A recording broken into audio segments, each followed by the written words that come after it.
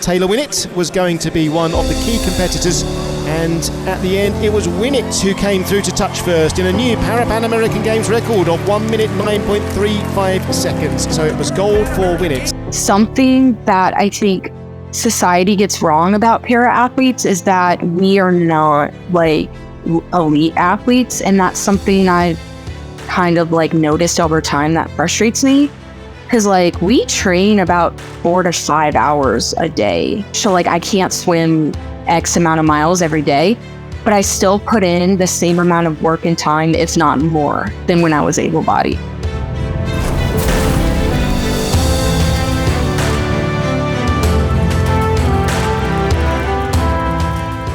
Today, we are speaking with U.S. Paralympian Taylor Winnett. Now, Taylor is a two-time S10 American record holder. She is a proud Christian, a proud wife, and I'm really excited for you to hear this conversation because I've been fangirling over her YouTube page, but also because I think her energy is contagious. Here she is. Hey, I am Taylor Winnett, and I am a Paralympic swimmer. I started swimming as an able-bodied child when I was 4. My mom is a swim coach, and basically she would bring me and my older sister to practice every day.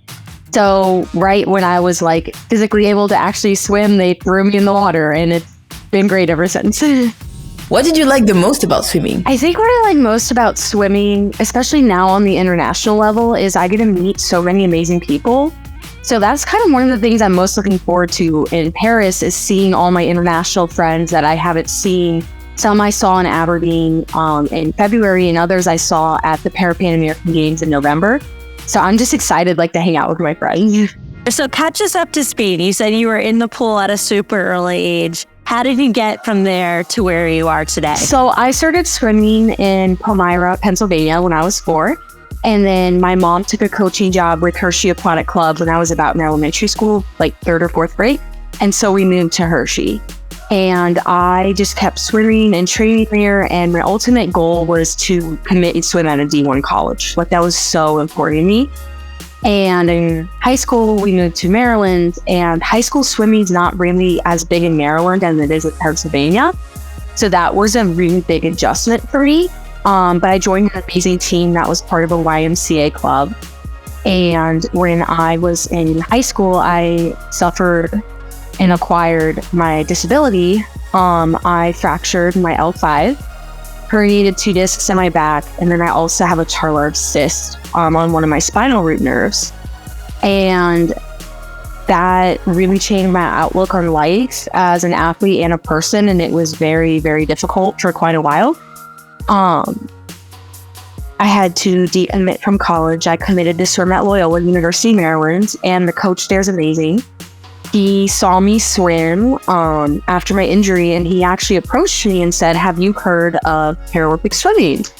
And I had no idea it existed. And that's why I love talking about para sports, because I was an able-bodied swimmer for 13 years, and I had no idea that the Paralympics existed. And so then I started doing para swimming in college, and my career just really took off. I graduated with an interdisciplinary degree in biology and psychology. I started working a traditional job, and the day came where I had a really important swim meet, and my job said, "We cannot give you unpaid time off." And I remember talking to my husband, bawling my eyes out, should I quit my job? Should I swim? What do I want to do with my life? And he was really supportive. He said, "Do what you want to do." So I quit my job and we started swimming, and it really took off from there. So great decision. You mentioned that after your accident, it was a really tough time for you. So any words of advice for people who are struggling and are kind of in their own tough time right now? For me, one of the hardest things about acquiring my disability was I didn't have a lot of disabled role models in my life. So I truly believed my life was over. I also was a teenager when I acquired my disability. So I think that's really good context. But I felt I am a teenager. I have to use a cane to walk. nobody's gonna love me. I'm never gonna date anybody. Like, my doctor said I'll never swim again. That was a huge part of my identity. So I was like, well, there's nothing to look forward to, I guess. Which totally is not true. So I think if you are kind of new and acquiring your disability right now, what I would say is like, you need to feel your feelings and you need to accept that you lost things. That doesn't mean you can't regain some of them, but part of my experience of having a disability is I had to accept, like, I will never run again the way I used to run. And I will never be able to do X again. And acceptance is really important. Because for me personally, if I like push off my feelings, I tend to bottle them up and then like it just all explodes. So yeah, I used to always say like, you need to mourn the life you lost, but you also have to realize like, this is a new life that you've gained. And disability can be such a beautiful part of the human experience. It makes people unique. For me, I feel like it's made me more empathetic towards others, and it's helped me advocate for other people, which I really appreciate. But Paralympic sports is awesome. Like, it has given me such a purpose in my life, and it's not the only thing in my life, but it's such a big thing in my life. And there's something so special, like going on the pool deck and knowing everyone there has a disability in some way, shape, or form, and I just feel like I really belong there. Like, I'm not different, and that's cool.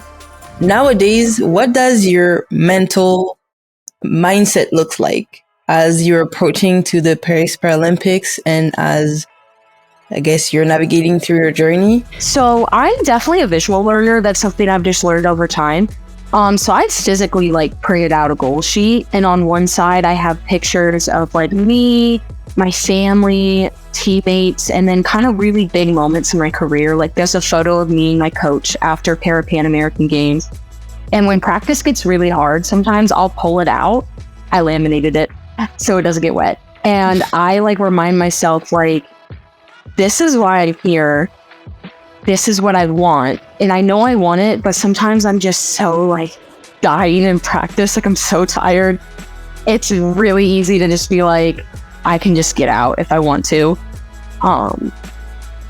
But yeah, going into Paris, what I'm trying to realize and like focus on is like, I've already achieved the dream. Like, my dream was to become a Paralympian, and I am a Paralympian. And so just having that confidence, like, I was fast enough for my country to select me, and I know that I can perform well because I have in the past. And I need to just like realize, like, yes, this is the biggest swim meet of my life, but it's one of the coolest opportunities I've had in my swimming career. And I want to just cherish every moment and not focus on results, which I feel like at trials, that's what kind of got me, is I let the stress and like the anxiety really get to me. So I'm hoping for games, I can just go in and be like, let's just have a good time and let's see what happens. What advice would you give to people like myself who used to be bald of anxiety coming up to a big meet? So you talked about stress. How do you chill yourself out before, you jump in the pool for a meet? So I will admit I'm no expert at this. If you can ask my teammates, I was a mess at trials, like with my anxiety. But something I tried to work on is like remind myself that my value as a human being is not reliant on how I perform. I can get disqualified, I can gain a lot of time, and as long as I am trying my best to be a good moral human being, that's what really matters. I am a Christian, so something that does help me is my faith, praying, reaching out to church members. But also like my coach, I have a great relationship with my two coaches out here. He helped to build me up, and sometimes that's what I need, is I need another person like to remind me like I can do it, when inside I am scared or like too anxious to know the truth. How did you build the team that is going to be with you to the Paris Olympics? Yeah, so I actually live out at the Olympic and Paralympic Training Center, which is really cool because like we have a team of just like disabled swimmers. We're all on the national team. So it's really nice to be like in that group of people who like get it. And that's something I really appreciate about a couple of mooring teammates is like in practice when like we're really in it, Like they'll yell out like, let's do it, like we can do it, we have this much more. And I really, really like that. Taylor, amongst that group, I'm sure there's a lot of similarities, a lot of differences. But one of the things that you all share is that you are all athletes with disabilities. What are some of the common things that you've noticed that other people have called out that most people get wrong about you? Something that I think society gets wrong about para athletes is that we are not like elite athletes, and that's something I've kind of like noticed over time that frustrates me, because like we train about 4 to 5 hours a day. It's not all in the pool, like we have gym, whatever. But like compared to when I was able-bodied, I can't do like the yardage, so like I can't swim X amount of miles every day, but I still put in the same amount of work and time, if not more, than when I was able-bodied. So like, I hope that continues to change. And I think with the media coverage the Paralympics is getting this year, I think people will start to realize like, hey, like that guy is jacked and he's missing legs, or like that girl's blind and she's jacked too. Like you can be super athletic and disabled. I love that 100%. I'm so excited for the Paralympics. Yes. Can you explain your classification to us? So I think there's a lot of confusion around parasports and the different classification. Condensing it into really simple terms, in Paralympic swimming, there's 14 classifications. So 1 through 10 are for physical disabilities. 10 is the least impaired, so I'm a 10, and 1 is the most impaired. So for example, for a 10, I'm like a ambulatory spinal cord injury. So what that means is my back's messed up, my legs don't work right, but I can walk. And some other 10s, for example, we have a girl on our national team who's a below the knee amputee of one leg. And then 1s usually have severe quadriplegia from breaking your neck, or other disabilities that are pretty severe. And then you go to 11 to 13, and those are visual impairments. So similar to physical, 11 is the most severe and 13 is the least. So your S13s are legally blind, your S12s are a little more severe and have light perception, and then your 11s are usually completely blind or don't have eyes. And then the S14s are people with intellectual disabilities.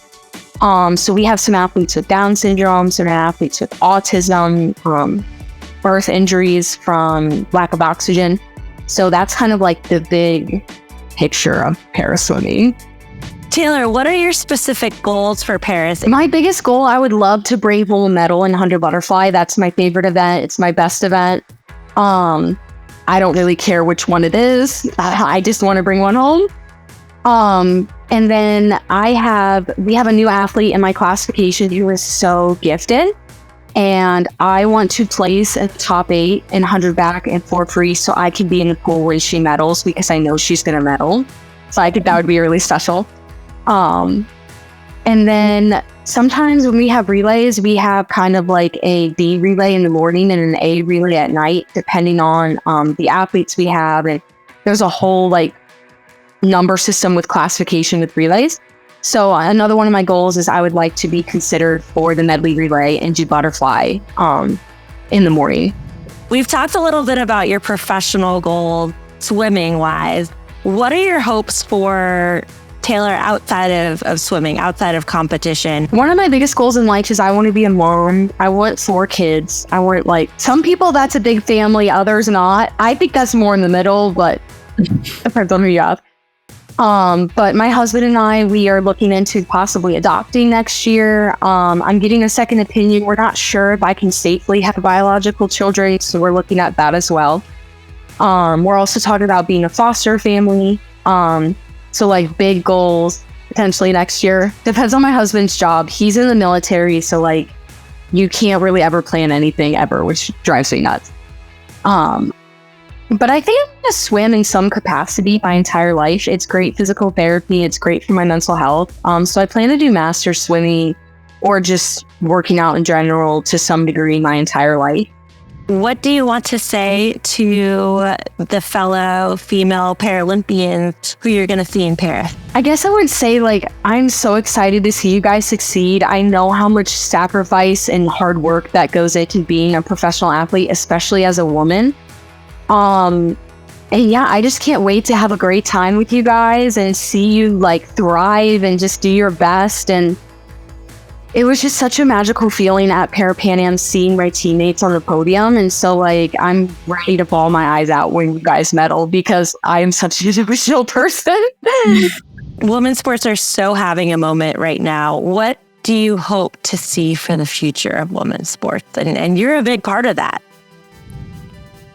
What I hope to see for women's sports is I want us to be valued like the men, if that makes sense. I remember we were in, a Colton's in Missouri, and they had women's basketball on, and I brought up like how excited I was, like, oh, awesome. And somebody was like, oh, that's because men's basketball isn't on right now. And I was like, oh, okay, well, and that's something I think Caitlin Clark has really done for sports in general. Like, I know so many people who know who she is.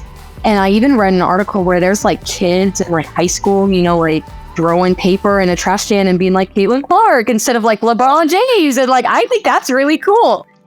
Like, she's done so much for just women's sports in general. And I hope that people realize that like women can be elite athletes. You can be an elite athlete as a mom as well. You know, it's not either or. And I hope that the young girls that are growing up in sport right now, like, I hope they won't have to, you know, work a 9-to-5 and also be a professional athlete because we're not compensated like the men are. One thing you said is it's not an either or. It's like you're an athlete and a mom. Can you share more on that? I think that that's a common misconception that people have. I've seen it like firsthand. We have a couple athletes on our national team who are mothers, and I can see how much they love their children. And it's actually inspired me. Originally, my plan was after Paris, like, hey, I think I'm just going to retire. One of those reasons is my physical health, just because my pain gets worse when I swim. But I also was like, I want to be a mom. Like, I want to spend time with my kids and stuff. And the thing is, like, you can still spend time with your kids and be an elite athlete. Like, you can be a stay-at-home mom and be an elite athlete. And so seeing my teammates kind of help pave the way and like change my perspective has been really cool, because like a healthy, happy mom is going to be the best kind of mom. And something that makes me healthy and happy is swimming. So, you know, if my body can keep up, I'm considering swimming at least through next year and seeing what happens. Thanks for tuning into Flame Bearers. If you like what you're hearing, please leave us a positive review on Apple Podcasts, Spotify, or wherever you get your podcasts. You can also follow us along on social media for more behind-the-scenes exclusive content on Instagram, TikTok, X, Facebook, LinkedIn, whatever social platform you are on. Thank you, and stay tuned for our upcoming episode.